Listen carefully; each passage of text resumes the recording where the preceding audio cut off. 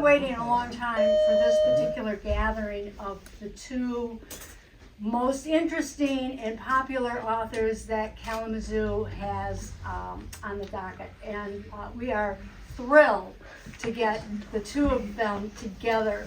Bonnie says I should remind Joe, the first time I met you was downstairs in the front of this building, and you came in with your book, I think. And we were very skinny. We didn't have a lot of books on the shelf. We hadn't been open over here very long. And, you know, this was, you know, a new author. I was really, really excited, but I do remember, you know, my first meeting with you. So, and that was a number of years ago. That'll be 40 next year. Thank you. You were just a I was teen. just a teen. No, the store's been open, I think 36 years now. Wow, bravo. So, yeah. Small business, for a small business in Kalamazoo, I think that's, you know, and we keep growing. We just keep getting bigger. So, Bonnie Jo, I'm thrilled to see again. I followed her around with several events this summer and in the past. And Jo is I'm so grateful that you came from up north just to join us today. And it took John a lot of chatting, so we got to hear. I think this is going to be a great program, and I'm going to get out of the way and go for it. You got your water there. If you need anything, let me know. Thank you. Mark's going to be recording. Is there a shot of whiskey here somewhere? Darn. I like it already. I almost put a flask in before I came. Actually, I'm going to kick it off here very quickly, and then we're going to move to a conversation. But there's something that needs to be said before we begin. And because I'm a writer rather than a speaker, I'm going to use my notes here to guide me through the things that I want to say, because I want to make sure that everybody hears what needs to be said. So I'll say welcome, thank you for wasting some of your valuable Saturday afternoon time to come here. We'll try and improve your values so that maybe in the future you can do other things rather than hang out with a couple old scribblers like us. Some of what you're going to hear today is going to be mostly true. Some. Small boys. We're writers. We make shit up for a living.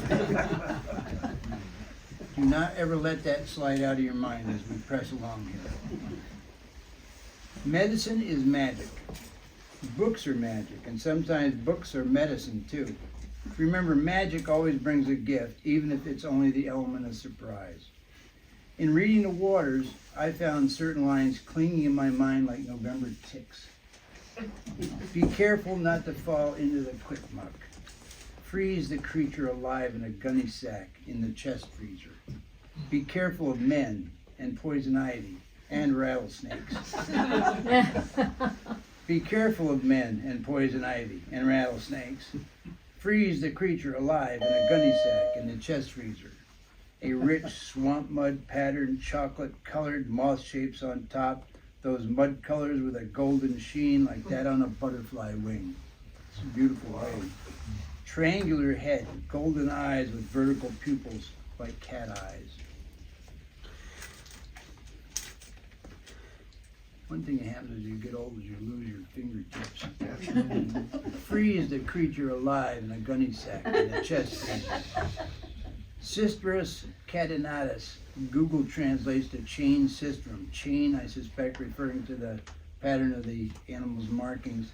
And sistris, meaning sistrum, a musical instrument of ancient Egypt consisting of a metal frame with transverse metal rods which rattled when the instrument was shaken. I didn't know that either. Rust colored in the bloody light coming through the burlap curtain. The snake's thick body. Freeze the creature alive in a gunny sack in the chest freezer. Okay, Bon, you've been on a book tour now for what, like 170 years? I know, it seems like it's since January. Oh, God. And how much longer do we have to go? This is it. This is it. Two more weeks, actually. Two more weeks, and then it's it. All right. Book touring, a lot of you think this is the glory of being a writer, is doing all this kind of stuff. It's not. book touring is hard work. It's boring, it's hard on your butt, it's hard on your mind, it's hard on your heart, it's hard on everything. It's fun at times too. Basically, it's just very hard work. So, today we want Bonnie to relax. We're gonna have a nice little conversation here, but you're home now. You're pretty much home. That's You're pretty much you are done. too. And I am too. So we're gonna learn to do some other things. So we've learned, for example, from you, because of all the things that we've learned from you over time, that a snake on Masaga Island is destined to become medicine. Or meat. Or meat, with no part to be wasted, right? Right? You eat it or you use the skin. So you bring great medicine to a lot of people, and you have for many, many years now. And you bring it to them as wife, as a daughter, as a sister, a teacher, a mentor, a friend, a colleague, a cheerleader, and especially as the creator of grand fiction. Today, then, in return for all the magic and gifts you've given so generously to so many folks over these years, we want you to have something to remind you of what you are to so many, most of whom you've never met and probably will. We want to do something magically memorable, like sing that great herpetologist tune, "If we'd have known you was coming, we'd have baked a snake." But I can't sing a lick, and I can't cook, and I don't know the rest of the lyrics anyhow. So at any rate, Lon? Yep. The gunny sack. Oh!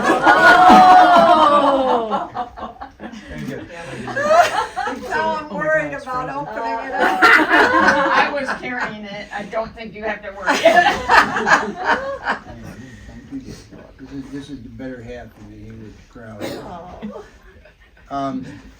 This is from the Bachelor's Officers' Quarters at Kadena Air Force Base in Okinawa, and there's been many a dead snake in this bag over the years, although that was a long time ago. I grew up in a generation where the only good snake was a dead snake. I'm sorry to say sometimes, and other times I'm not sorry to say it at all. The point is this, that there's no poisonous snake in this, all right? But that thought of taking a live snake and putting it into a sack in a freezer, I just couldn't get past. So I went out near Comstock looking for Masaga Island and tried to come up with something that might help you.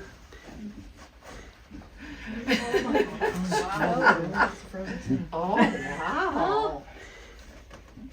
And I got lucky. It's beautiful. All right. Is it a stick? Is it a painted, It's it's kind of beautiful. a Masaga. Wow. So I want This you to, little triangle head. I want you to have that. Oh, thank you. And keep it in front of you. As a thanks from all of us for all the things you've done over the years. It's great. You're an artist. Well, I know you're an artist. I know you're an artist. 'Cause, you know, I have these beautiful greeting cards that Joe made, and the problem is I did send one to Joe Troyer, to our yeah. Don Troyer, and but otherwise I can't bear to send them out because they're so beautiful. Well, thank you so much. I feel like this is my pal now. I couldn't quite get the colors I wanted, but it was close enough. Yeah. Oh my goodness. Nice. It's so Now, beautiful. that snake is actually about 27 inches long. Okay. But if we stretch him out, he is 30, so Yeah. it's exactly the He's size of the the one right you wrote size for about, that big one. which is the biggest one I've ever even heard Yeah, of. it is. 30 inches is about as big as they get. He and I ran across one on Campbell Creek, ironically, one time, Yeah. on a stump, which we looked at and went, we don't like that, and went on, kept on. Yeah. Oh, well, We're done with the thank you. formalities, and now let's talk a little bit about what we do for the folks here. Yeah. And anybody's got a question any along the way, I just dive right in and ask, all right? Yeah, well, what I was most excited about in Out of Service, because although I'm terrified that Grady is really out of service, how many of you have read the book? Yeah, and he's not exactly out of service at the end, so don't worry, but there's a hint. And but he's very much in service at this, but he's very much, the book is in service to language. Like, maybe even more than ever before. And the language of the book, like, I just marveled. I mean, every chapter starts out with the bard, starts out with Shakespeare, and a very relevant Shakespeare quote to the chapter. And of course, I mean, Grady has his language, and Limpy has his language. You know, I kind of had this desire to have you speak like Limpy. I kind of wondered if you ever do it just to entertain yourself or the family. On occasion, yeah. Usually when I'm drinking, I though. was gonna say, if you remember the flask. Yeah. But, and I know we have a couple copies of Limpy's Yeah. lexicon there. Oh, And, but I was actually also intrigued by a new girl in town, Sort of, named Worm, yes.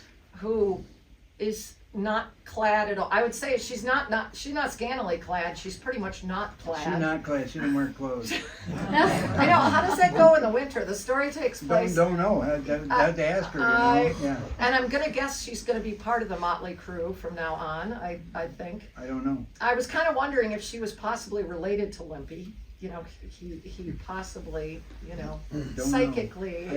I think what you're dwelling there on now is some of the relationships of things that you've seen and studied over the years. How, you know, one tooth gets passed through a family of 14 people, that kind of close-in genetic connection. We do write about the same kind of characters. We do. It's We do. And just a different context, I think, primarily. yeah. Well, your character gets to occasionally take him and toss him in jail for a while. Occasionally. I think you write about people who are they're the same people, but you write about them in a different context of their life. You write about them as to how they mix with each other, and what, you know, the relationship between the men and women, and the men and the men and the women and the women. So much more personal. Whereas conservation officers are dealing with them as basically lawbreakers, you know, and they don't really pay a hell of a lot of attention to what they are like personally, unless there's a reason to get involved in some way, which of course they get dragged into sometimes. So we're dealing in the same world all the time, but just from different angles, I think. And the language thing is that we all speak different languages. We just don't recognize that. When I talk to you, I'm going to speak a different language when I speak to him. I'm going to speak a lot different language to you than I speak to him, because I'm going to speak pretty cruelly to him probably. But that's just life, isn't it? We're always modifying what we're thinking and saying based on the audience. That's what a writer does too. Every human being does that. Whether you're talking to a child or an old person or somebody who's hard of hearing or whatever it is, you modify your behavior in order to get across what you want to get across to that audience that you're speaking to at that moment. So my books, a lot of times, there are a lot of different languages being spoken for that reason, as people are trying to adapt to what's going on. And I try and then have some fun with it. People ask me where I get, and you're the same way. You've got some great names in your book. You've got great names in your book. Where do your names come from? I know, isn't it funny? I was going to ask you the same thing. You know what? They have their names, and it's almost as though they come out of dreams. That sounds corny, but they almost come out of the unconscious, what their names are. And sometimes I try to normalize them, and it doesn't work, you know, because, you know, I have a character, Rose Thorne. I did not want her to be named Rose Thorne, because I was like, everybody's going to think that's so corny that there's a woman named Rose Thorne, like in a fairy story. But I'll be damned. I went through draft after draft trying to change her name, and I couldn't do it. I couldn't make myself do it. There was some internal logic to these names. It's in your gut, most of it. It's not in your brain, it's in your gut. Well, how do your characters come to you? You said dream. Do they come to you just kind of out of the blue? Or do you have to be into a book I first? usually start with one character. The whole reason I write a story is because there's something nagging at me. Often it's something I'm worried about in the real world, some awful situation that I'm worried about, some difficulty that somebody I know in the community is, some difficult thing that, you know, somebody drinks antifreeze and it doesn't go well, as you might suspect. And, you know, and I find myself worrying and kind of worrying or meditating on a situation. And then, so I usually end up with one character in a situation. And then the other characters arise as needed. Somehow they become absolutely necessary to the construction and telling of the story. So let me So- guess, you're not actually creating those characters, your initial character, as that character begins to go along their journey, they're actually the ones that bring in the characters. Maybe that could be, because that initial character usually comes from something in real life. But once that sort of real life then morphs and becomes its own animal, in the think box or Oh, yeah, whatever, yeah. then it becomes its own animal. And then, all these things become absolutely critical and necessary, and I wouldn't say they invent themselves, but somehow that machination of the character and the situation, like, I mean, I think we're trying to create heat, we're trying to keep excitement and fun, and also drama. We're trying to create like a bigger world that will make you stop what you're doing, because you're all busy, you got better things to do than read books, but we want you to stop doing those things and read our books. Turn the page. Yeah. Turn the page. Yeah, What and- happens next? Yeah, and don't get up and go do dishes No, right no, now. don't. Keep Leave turning them. the pages. Yeah. But somehow, in order to create that heat, to make the thing bigger than life, we have to follow our instincts. And you say the gut, and I would say the unconscious. Yeah, I think, which is the same I think thing. I'm saying the same thing. Yeah. And I think that's interesting, the way that things happen for you. Mine almost never relate to anything in the real world, that at least that I'm aware of. I think that's the subconscious thing. But what happens is a voice is someday I'm doing something, and suddenly I hear a voice, usually not a picture with it, but a voice, and I just dismiss it. And then that voice will come back again, maybe the same day, maybe the next day. Maybe it's a week, but it comes back again, and this time it's maybe a little bit more interesting than the first time I heard it. So I say, okay, tell me more. And I listen. And that's interesting. I push it away, and I go up and do something, and then the voice comes. If that voice keeps coming back, and that voice seems to have some depth of what it's trying to say, then I listen to it. And then if I listen long enough, I say, okay, we got something here. And then I start writing down what I'm hearing. And that's the process that I go. And I do it, and then I blast all the way through to the end of the book. I usually have, at that point, where the character has developed in my mind, I either have the start of a book in mind or the end. Having the start of the book in mind with no end in mind is the most difficult. Having an end in mind is easy. I'm an old navigator. If I've got a base to navigate to, I can get to it. But starting from someplace and not knowing where you're going, that's the most difficult one. My names, where do my names come from? They come from the same place that tokens come from. Phone books. Oh. Lord of the Rings, a good many of those names in there came from phone books. Guess where? You won't believe this. Kentucky. He loved Kentucky. He loved the way people talked in Kentucky. Really? So that's where he got his names. Guess where my names come from? Phone books in the UP. Oh, that's great. Been stealing them for years from hotels where I stay. I know, because they don't make the phone books They anymore. don't make them anymore. Oh, you're gonna have to hold on to those. And you do have to do that. And you can, there's all kinds of ways to find names. If you're going to a town and there's a local newspaper, a weekly newspaper, look at the box scores of the high school teams. There's all kinds of names in there. Look at the obituaries. There's 100,000 ways of finding names that you've never heard before. Look at footnotes in books and highly technical manuscripts and things like that. There's names everywhere, so you've got to hunt for them. I do that, but sometimes you just can't get the right name. So what do? You invent one, right? Yeah. Right? Well, but you also, all your characters have names, and a lot of them have nicknames too. So. Some of them have names that are more than that even. Okay, I have a character in one of my books whose name is Lassurm, L-A-S-U-R-M. Any guesses on what nationality that might be? Lassurm. French. Could be French. Probably a pretty good shot to be French. Lassurm, L-A-S-U-R-M. Is that one you saw, or did you make that up? No, I made it up because I saw a quote one time, an anonymous quote that said, "Learning and sex until rigor mortis." The sermon. It's like germ fast. So there's some names like that in my books too.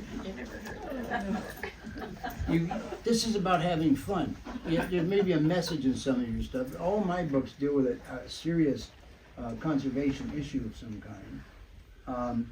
But you have to have some fun with it too. Partly so people can remember, partly so you can keep motivated and keep going with it too. So you invent some things, and maybe people don't know that until you tell them. But who cares? You had a I know, I always thing think you that- need to have in jokes There that are should be. basically in your own jokes. Right, and you should also leave some people. I forget who said this. Somebody famous one time said, "You should always leave some mistakes in your book for people to find." Because there's some people who are real anal about reading stuff, and they read it. And go, yes, okay, great. I can't wait to tell her. Oh, that's so funny. Circle it in pencil. They do.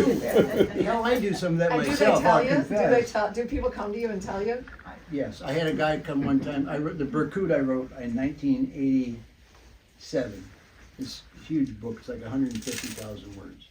And guy actually didn't come to me. He sent me a letter saying, "I want you to know that on page 507 or 407 or whatever it is, you have a Soviet S-42 tank in operation, and I believe that tank actually did not come into operation until 3 months after that."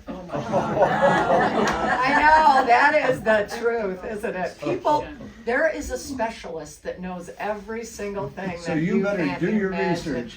Yes, that's the lesson. I So know, how do you- it's How do you true. respond to that one? I know, well, You say thank you, right? yes, exactly. That's it. Although I am totally anal about trying to catch those before they go in. I had to do this book. I had to basically call them back from the presses. Like I just turned in my, the notes on the proof, and I woke up from a sound sleep, and I said, "Damn it! I changed that scene to the end of June, and I have that damn crow on his nest on her nest."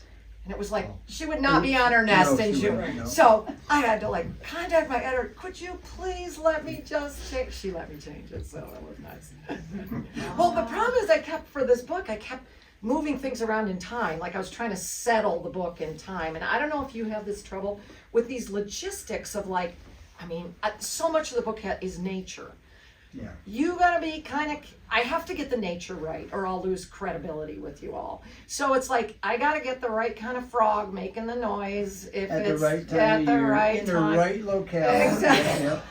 So if you if you got your bird doing the wrong thing, at the wrong time, You're gonna hear. yeah, you're gonna get it. And but I had to actually put the book in an actual place. And even though I want the book to sort of feel timeless, I had to actually choose a year. I had to put the book there so I could get the moons right. So when I know there's a full moon, I could base it on an actual, it's like 1999 and 2000. I had to actually base it on that. Because otherwise you'll be sloppy and suddenly you'll be putting a full moon in when, hey, wasn't there a full moon 3 weeks ago? And Or it's like ages. If you don't think a character's age all the way through, it's fine early on. It's not a big deal. But when you get nine titles in and you're staying back in 2, you're screwed. I had that with Grady. I have no idea how old he is. oh, I wonder. I mixed that up so wondered. damn many times. I don't know if he's 70, 75, or what he is. I just don't know. And people go, "Well, how old is he?" I don't know. Well, what are you going to do about it? I'm not going to do anything. Let him be however old you want him to be. I think that's a good idea, Yeah. actually. I think that's smart. Who's that woman who did all the Kinsey Milhone mysteries? Sue Grafton. Yeah, Sue Grafton. She actually I think she kept her character the same age. So it's sort of a logical, Yeah. choice that she made that stopped her from having to worry about it. I never thought about that when I started out, though. I mean, when I started out in a series, I didn't really know it was going to be a series until I gave the first entry to my agent, and she went to the publisher, and they said, "Well, how many more ideas do you have that you could do like this?" And so I gave him a dozen. Well, Wow. and, that was 20-some years ago, and I've only written 6 of those dozen. There's still 6 of them I never wrote because I found other things. Because when you engage in a stream of activity that has a history, like conservation officers, when I have for the last 22. This is the first year I have not been in a truck on the second day of deer season in 22 years, and it's really uncomfortable.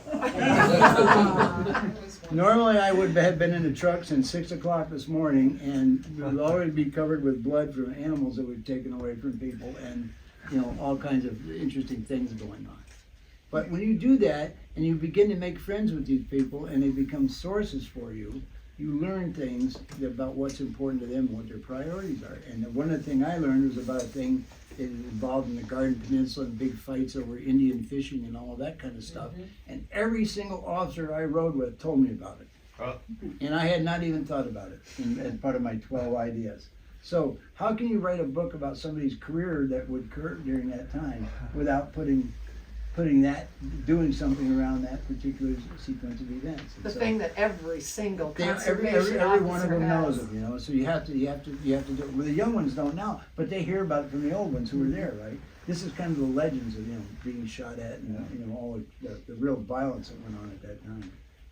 So you just never know. Series is you don't work in a series, but in a sense, a collection of short stories, in a way, is a series, even if they're different characters, because the settings are very similar, and I think that's the glue between them. But when you write a series with the same characters in the same locale, it's like watching a series on television. It's a way of writing a long book on a wide canvas, but it's like a scroll. You can roll it out for a long, long time. And by doing that, you can go very, very deep with it, and you can go very, very wide with it. You can go far afield with it. You can go as small as you want with it, because the canvas is so big. And that's part of the reason that I kind of mowed down that path of series. I mean, there are times when I regretted it, and I would have probably rather done a lot of single standing kinds of things. But I had a lot of fun doing this thing. And in this one, you kind of brought together the two series in a way. I mean, by bringing in. Yeah, I did intentionally. Yes. Yeah, that was fun. Yes. And the reason I did that is, I have officers that I have ridden with when their kids were little kids. Those little kids are now conservation officers, and I've ridden with them. I've ridden with 3 sons of their dads were my partners. That's a really surreal situation to be with a 22-year-old, and you're pushing 80. You don't have a lot in common to talk about except what you're out there to do. But socially, there's really not much there. Well, you could provide some of the stories that they need to hear. Actually they have depended on me to do that. I have a deal when I get into a truck with somebody for the first time. I say, look, I'm not an officer. I'm always dressed in green like they are. I just don't have a badge and patches on. But I get in the truck and I say, I'm a writer. I just ride along. I want to pick your mind while you're doing things. I don't want to interfere with your mission, but we'll just do your job. Whatever you do, I'll go with you. If you feel like it's too dangerous, if you feel like my being present with you is going to in some way inhibit what you're trying to do, dump me on the side of the road and come back and get me when you're done, whatever it is. I'm fine out here. I can live out here for days. You don't have to worry about me. All right? They've never dumped me. They've taken me into stuff I can't believe they've taken me into. Recovering suicides and I've seen everything most cops have probably seen. I've seen a lot of them, and that's a reflection of their trust in me, and it's a reflection of their comfort with me. And so what happens typically when I give that speech to a young officer is he or she will say to me, well, how you've been doing this longer than I have.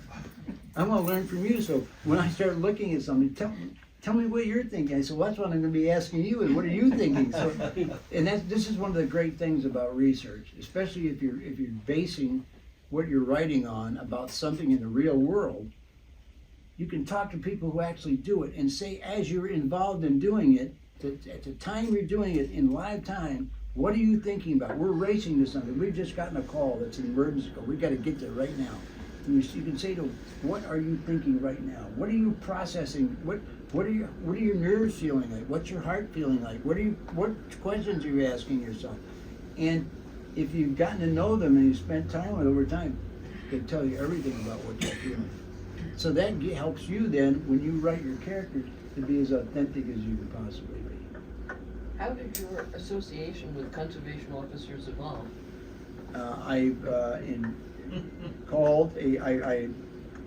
Long ago, I worked for Upjohn for 30 years. And many, many years ago, I ran across a clip that said there was diamond prospecting going on in the UP. And I thought, that's interesting, and I threw it in the folder. And then when I retired, I had written a book called The Snowfly. I arbitrarily made a character in there, a game warden. I said to myself, what the hell do game wardens actually do? I sort of knew, but I didn't really know. So I called the Plainlaw office, and they had a new guy there who had just gotten promoted from sergeant in the suit to lieutenant down here. His name was Tom Corshane, and he was waiting for the lieutenant in Crystal Falls to retire so he could move up there and take that job because he didn't want to be down here. He wanted to be in the UP. And so he said, well, come on out. And I said, I'm a writer, and it sounds like bullshit and all that stuff, but I'm really interested in what you guys do. Well, come on, let's have dinner. Well, he and I became really close friends. And that's how the series began. So he kind of opened the doors for me. And then later, after I finished the first book, and I let him read the draft, and he was very helpful. I was at a reading someplace around here, and a woman was there, and she said, "My son is a conservation officer. He would like for you to come up and ride around with him. And he's in Crystal Falls." I went, "Really?" And she went, "Yeah, it's okay."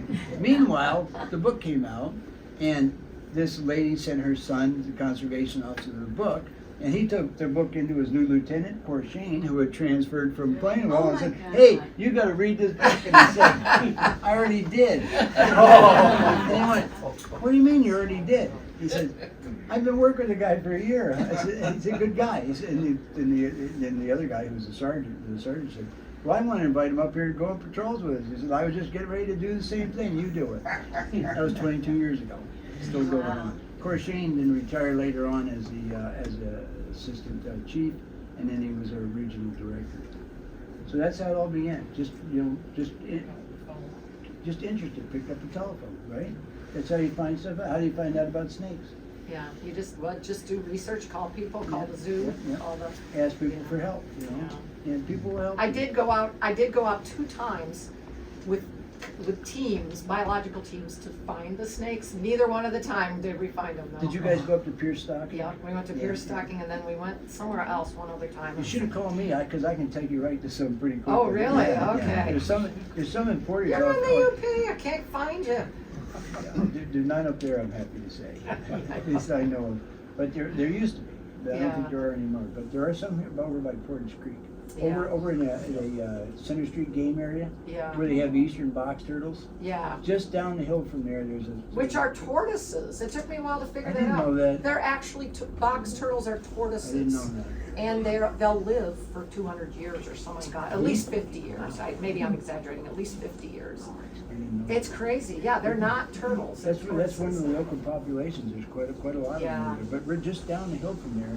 There's a couple of little marshmallows down there where I've seen that's great. Mississaugas on numerous occasions. Oh, that's They- great. Especially in the spring, when it's first starting to warm up and we just lost our snow, they like to crawl up on the stump and sun themselves in the middle of the day. So They're hungry for that sun, aren't they? Yeah, well, they're cold. Yeah, and we're the only state where they're not either endangered or extinct. And I didn't realize, there's some as far north as Petoskey, not quite in Petoskey, but around the Houghton Lake area. Somebody Yeah. said there's this place, there's at least a small I'm told population. by conservation officers that they've seen them around Grayling as well. Oh, really? Okay, yeah. But it's got to be the right habitat. Yeah, yeah. And those habitats are. And it's gotta be the wet habitat, and they gotta have a dry Dry, place to go through, so absolutely. half the time they build a road, Yeah. they preserve the wet one, Yeah. not gonna do any That's good. right, yeah. Any questions from anybody about anything? Bonnie, when you write your stories, do you have an ending in mind, or does your story? No, I do it the hard way that Joe's talking about. I've got a beginning, and I gotta stop doing this. I remember I got to hear Joyce Carol Oates talk once, and she said, you'd be crazy to set out on a trip without having a map and knowing where you're going. And I was like, gulp. That's what I do. No, I never know the ending. Once in a while in a short story, I'll know what I'm writing toward, and that was her advice, is know what you're writing toward. I think You that's can that- have a lot of adventures on the way, but I think that's for a writer, that's the same as having an ending in mind. yeah, The exactly. specifics are kind of irrelevant. Yep. You'll figure that out when you get But you there. ought to be writing towards Yeah, something, and yeah, my yeah. problem is I often just have a mess of really interesting material that I really want to make something out of. And so that's why this book, I'll never do this again, but this book took 8.5 years to write. So, yeah, I won't do this again. But a lot happens. This was life, This was life, and you had people have cancer, people die. Yeah. Do you get resolution then, once you've gone through the process and you've gotten to the end? Yeah, Yeah, yeah, but I you do worked through feel. that. Well, I feel like, it sounds corny, but it's like it's a way of making meaning out of a mess. So it feels good, and for me, what it has to feel like is it has to feel like I've kind of gotten at something true, And I think that's how we feel when we read a good book. We feel like we got at something, even if it's. Even if it's something that we kind of already knew, and maybe that's what we are always looking for, something that we kind of knew in the back of our heads, Like, I was kind of relieved in Joe's book when I found I was thinking about, in Joe's books, there's a lot of things created. There's a lot of complicated structures, the way these criminals behave, and in this one, there's kind of a militia type of, which kind of comes from the headlines, this militia group. But in the end, it kind of comes down to human passions, doesn't it? Comes down to greed. Everything does. Oh, yeah. Comes down to greed and a desire for sex and money, Or whatever. and yeah. it comes down to, and that's what makes it seem true. So everything boils down to it's all about me. I mean, people can look beyond that and do, but by and large, every breath you take is about me, isn't it? You don't have any choice. If it's not about you, there isn't any more you. So some people can't control that, and so it becomes more than that. Do you outline things like physically out, all I've done is nonfiction, and so I start out with I know. A where body I'm of going. truth. Exactly, and I've attempted this a few times, and, fiction, and he gave me advice several years ago and said, stick to what you know, which I've got almost 100 pages done of sticking with what I know, but I was wondering if it's just kind of free form, or if you. For me, it's just gotta evolve organically. Yeah. I kind of hate it that it Yeah. has to happen that way, but I gotta just see where these characters want to go. I gotta see I can't force them. And what I end up doing in all my revisions, which were hundreds for this book, it was a much longer book, it was like 650 pages. And what my revisions did is I just took out things that didn't seem absolutely true. They didn't seem absolutely right. That said, I have written a new draft of a new novel, so I don't intend, it was too much doing this. And with this omniscient narrator, this narrator who goes into everybody's head, that's what We've been throwing notes back and forth to each other here recently. It's like, I will never do narrators, that yeah. again if I can avoid it. If I can avoid it, because, a lot of the joy of being with Grady is you're thinking with Grady. You're moving with You Grady. discover what he discovered You- when he discovered it. And Yeah. when you really love it is when you discover something a minute earlier than Grady. Because you're like, I am so smart. I'm smarter than Grady, just for a minute there. And I think that's part of the joy is, being on his shoulder, and kind of having your own ideas about it, and then hearing Grady's version of it with the interesting language. But it's really never clear when you, by the way, I don't outline either. Never have. I couldn't outline a outline even sentence in if my high life school. depended Yeah. on it. Yeah, and Yeah. who needs it? It's a waste of my time. who's gonna tell the story? That's one of the critical decisions. Like, sometimes it's from the character that's created in your head, but who's gonna narrate the story and tell the story? And from what point of view are they gonna do that? You know, what angle are they gonna take on it? Those are kind of decisions that sometimes suggest themselves based on the characters as they develop organically, as you put it, and sometimes those are technical decisions that you have to make, and sometimes it's dictated by the kind of story you tell. This particular book that Bon has written kind of sort of dictates and requires a certain kind of narration. Another kind of book would not do that. I've been working on one for over 10 years now that involves the Blitz in 1940 in London and Shakespeare. So that's gonna have to be like an omniscient narrator, probably? But it's not. No, it's not. But it's Okay. not. But the place. Here's the thing. It's in 5 acts, like a Shakespearean, Elizabethan drama would be. And then, you know, on those segments where you go to announce that it's a new act, you can throw in quotes and things, and you can play with a narration there that you don't want to use in the actual narrative of the text. So you can create another character who lives only in those 5 pages in the entire book. Are they almost like plays or not? Not necessarily. No. Well, I want the book to be structurally come across like it's as a play, you know, with the action happening at the times that it happened in those sorts of creations and stuff like that. But there's a seam in there where you can create something else. Maybe it's a play within a play. It's playful, but you can create characters that live only in those 5 pages over a course of a book that might be 600 pages long in its first draft. But it requires thought to do that. That doesn't happen organically, you know. Yeah. And especially if you try and write it in iambic pentameter or something like that. Are you doing that? I am, yeah, Oh, those yeah. characters. So you got to play with it a lot, and it takes a lot of work and a lot of frustration, and it's just fun too.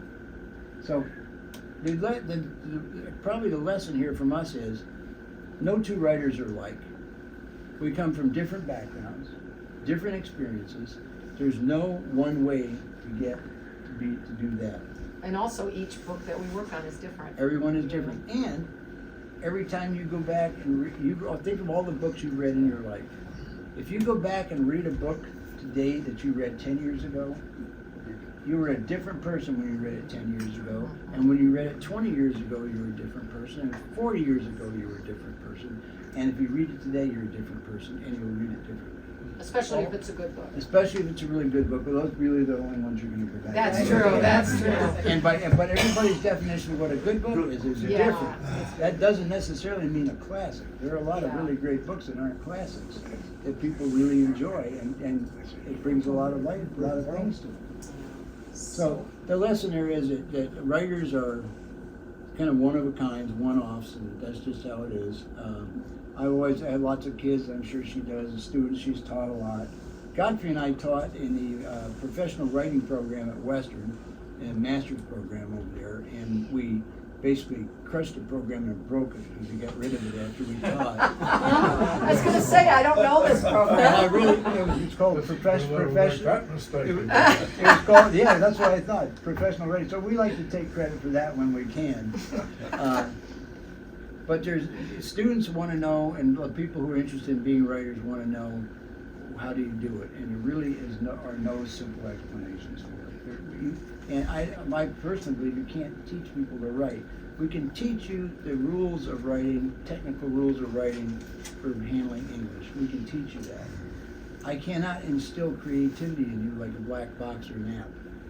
You either have creativity or you don't. I can nurture your creativity and help you nurture it. But I can give you some tips. I can be like a golf pro, and I can teach you how to change your swing, or a hockey coach and teach you how to change how you hold your stick and stuff for a slap shot or a flip shot or whatever you're going to do. But I can't instill in you the ability to handle that hockey stick and do the things you need to do. I can only give you some basics to start with, and then you either have the talent or you don't, and the work ethic. Because the lesson, I think probably the thing that she and I would both tell you, you've already heard it here, but these things They are first and foremost about work.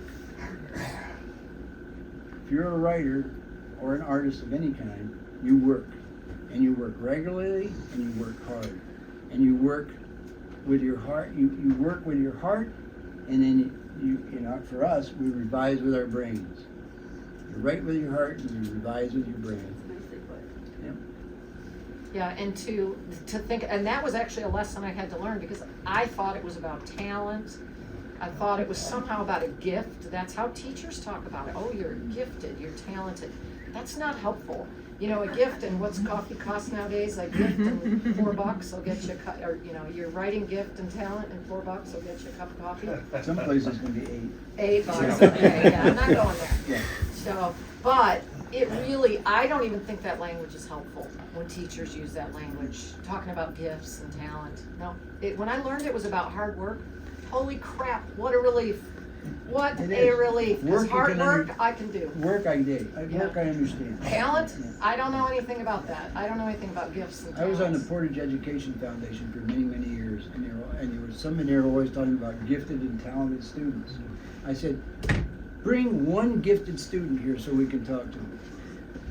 I said, when I say gifted, I don't mean the ones that are getting all A's and getting high ACT scores and stuff like that. Bring us a gifted student.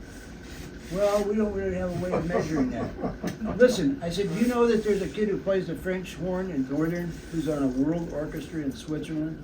He's one of the top 5 players of his instrument in the world. That's a gift, Right. you know?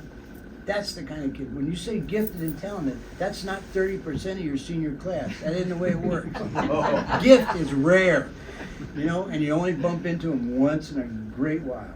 And so, let's talk about it. They So didn't the rest like- of us mugs, we Yeah, just the rest gotta of us muddle mugs. along. Get the old shovel out and dig, right? So when you're writing, do you go back and read it and revise as you're writing? Or do you just write it and Both. then, okay. How do you do it? Yeah, both. Okay. Both. What- Every day in my writing is different. Some days, if I'm sort of at an end, I'll just go back and reread from the beginning. I'll just get through and I'll find some things to fix. But if I'm feeling, you know, if I'm filled with new, whatever it takes to write the new stuff, I'll try to power on ahead. I try to power on ahead, that's my goal. But often, if I can't do it, no problem. I'll go back. And sometimes when I'm at a loss, if I can't power forward any farther, I gotta go back, find the good stuff, and like, okay, there's the good stuff. That'll drive Okay, you forward. move, yeah. So I'd say, technically the way I do it though is I write longhand. All my first drafts are longhand. At the end of the day, I type in everything that I wrote today. Oh, so you do that in the evening? I do that in the evening, or first thing in the morning sometimes. Okay. Then I go back to handwriting again. So by the time I get all the way through, and I like Bon says, I try to power through to the end. It doesn't do you any good to have a perfect opening chapter that's 1,000 words in a 100,000 word book. Forget it. That's a waste of your time and life. Drive through to the finish line. Now you got something you can work with. You know, you can repair it, you can change its shape, you can change its color and all that kind of stuff. But until you get there, you're just playing with parts. So that's what I do. I drive it through until I get 7 days a week until I've got that son of a bitch. And then I've got 2 copies. I've got a typewritten one, I've got a handwritten one. And then Are they the same though, or do you end up doing some kind of revision? No, they're very different. Yeah, Yeah, okay. the difference between the typewritten one and the handwritten one is very, very Okay. different. Because you can't help yourself, right? Yeah, you're gonna When make you it type better. it, you're automatically making changes again and adding stuff and subtracting stuff. But it's good to have that paper back on your records and you look back at it and say, how in the hell did I ever get from that to that? That's nice. There's another thing that happens once in a while, and I don't know if this has ever happened with you. It happened to me only one time. But I wrote a book called The Snowfly. It's a pretty good sized book. I don't know, probably 120,000 words. I wrote it in 45 days. Wow. Oh, I didn't plan to write it. Had no idea what the hell it was.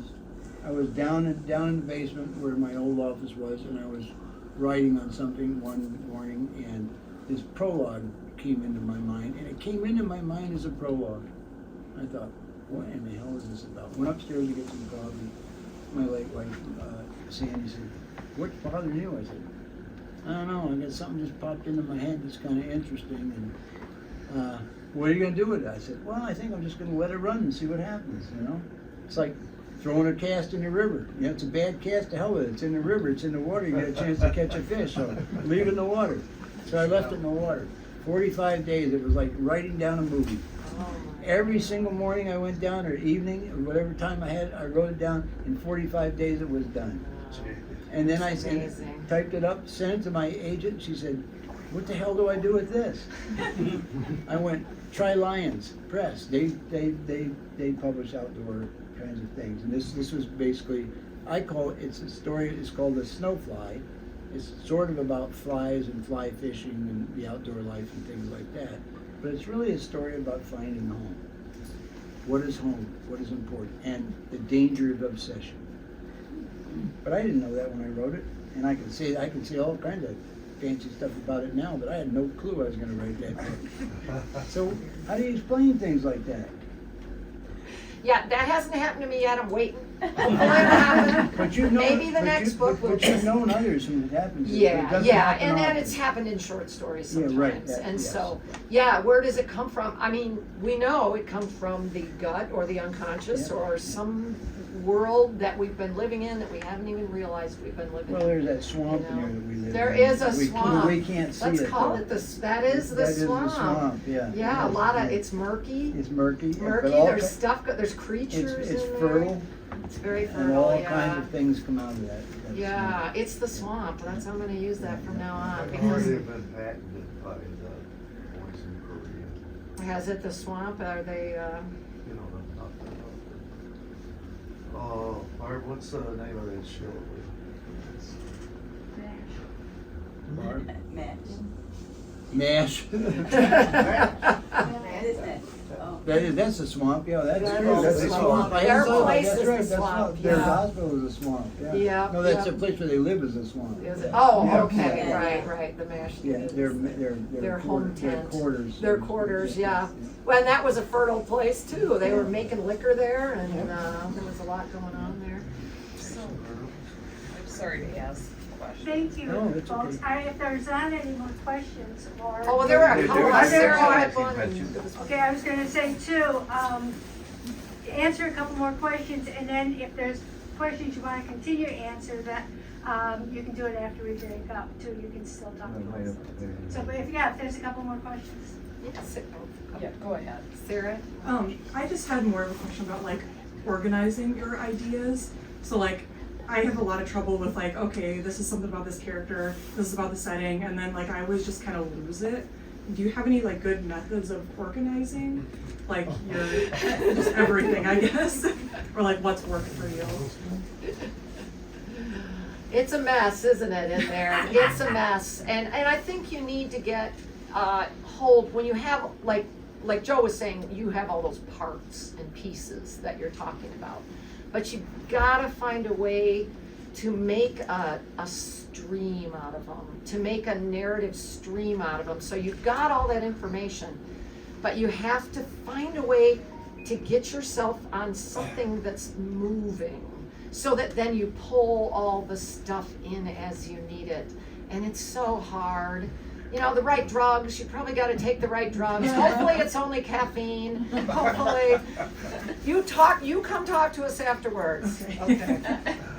Yeah.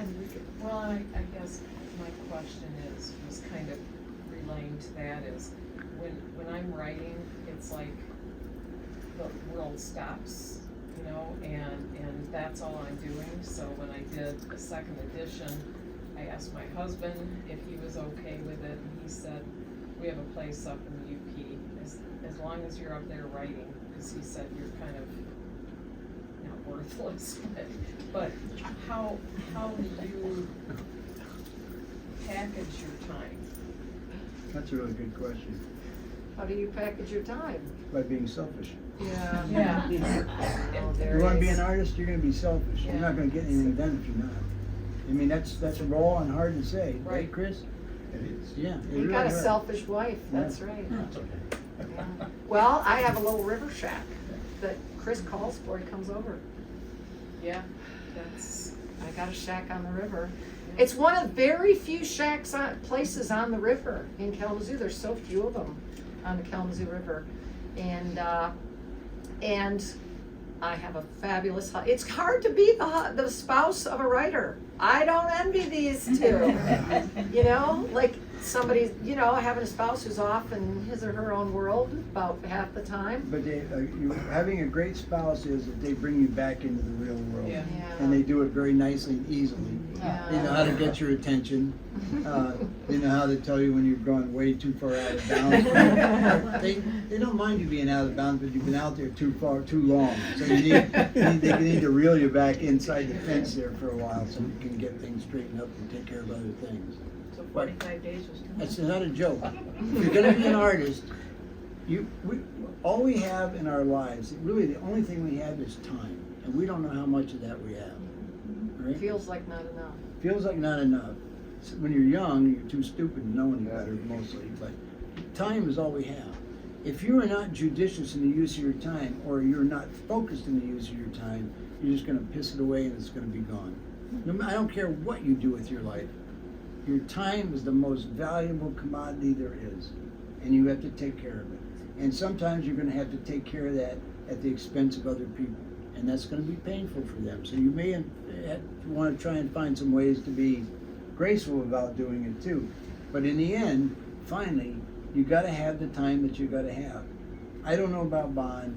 I used to work much longer hours, but I need 3 or 4 hours just to unwind my brain in a chunk to get something done. Yeah. Right? An hour, I can edit and revise. I can do bits and pieces in an hour or 2 hours or 15 minutes.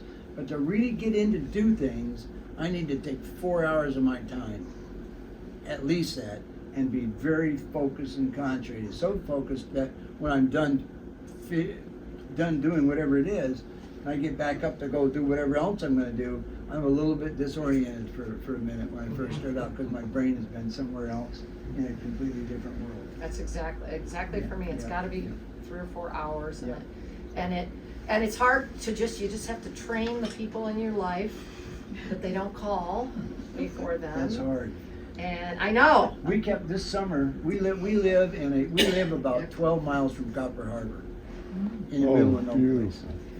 And we had something like 400. We counted interruptions this year. We were up there for 6 months. Visitors, people who just drop in, hey, have a beer, have a bottle of wine, a glass of wine, or shoot the shit, bring you a cigar.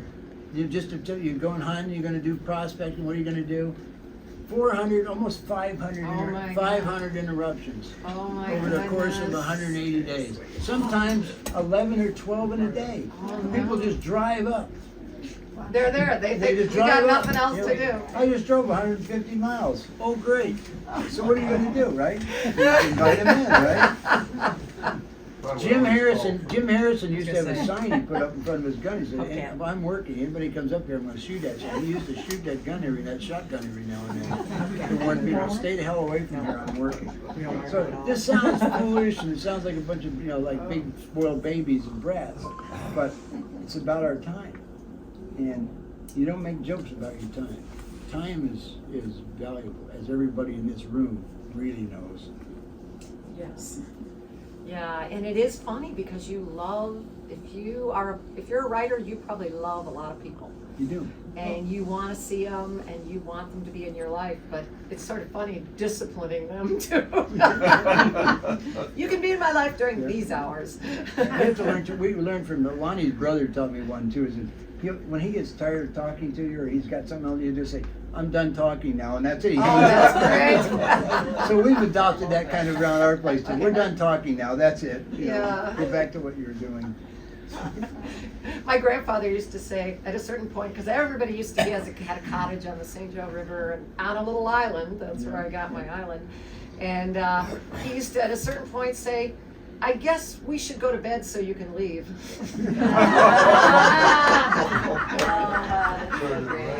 That's pretty good. That's good. He also used to have a saying, it was good to see him, as you were, like, he was trying to get you out the door, it was good to see him come, good to see him go. Anything else from anybody? All right, thank you very much. Oh, for thank being you. here.